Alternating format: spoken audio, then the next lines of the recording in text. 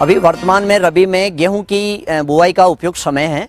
जो किसान भाई सिंचित व्यवस्थाएं रखते हैं, यानी जिनके कुएं में, नहर में या कहीं भी सिंचाई के लिए पानी है, वहां पर गेहूं की फसल ले सकते हैं।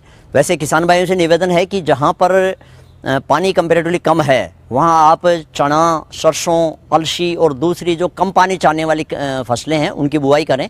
लेकिन जहां पर्याप्त मात्रा में पानी है वहां गेहूं की फसलें ली जा सकती है।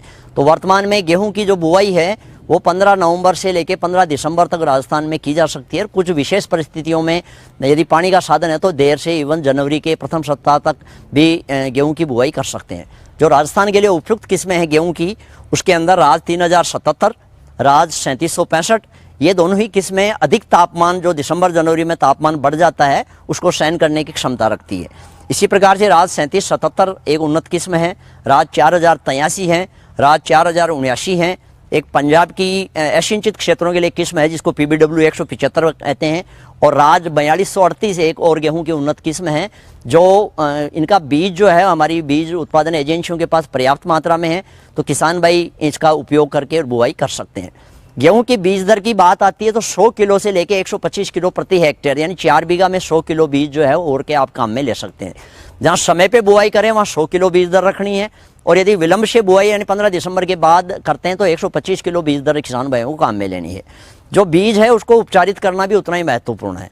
तो 2 ग्राम थायरम दवा आती है या मैनकोजेब आपको उपलब्ध हो जाए, ये 2 ग्राम प्रति किलो बीज के हिसाब से दवाई लेकर के, यानी गेहूं में 1 क्विंटल में 200 ग्राम ये दवाई लेकर के इसको उपचारित करके छाया में सूखा करके भुरभुरा होने के बाद किसान भाई इसका बुआई करें।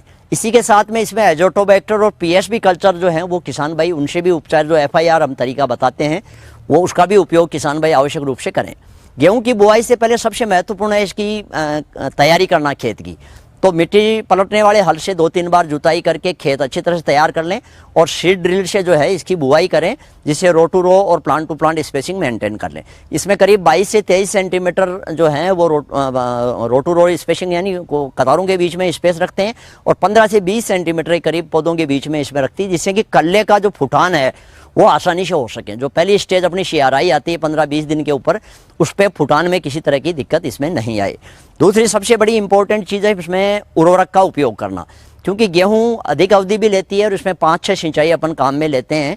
तो सामान्यतः इसमें 120 से लेके 125 किलो तो नाइट्रोजन और करीब 25 से 30 किलो इसमें फॉस्फोरस और 30 किलो ही पोटाश प्रति हेक्टेयर की संस्तुति की गई है।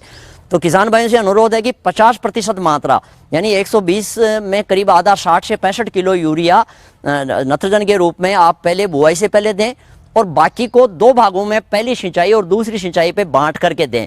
क्योंकि जब सिंचाई आप कर रहे हैं उस समय यूरिया का टॉप ड्रेस होना इसमें आवश्यक है, ताकि पौधों की बढ़वार बनी रहे और उनको फायदा मिले।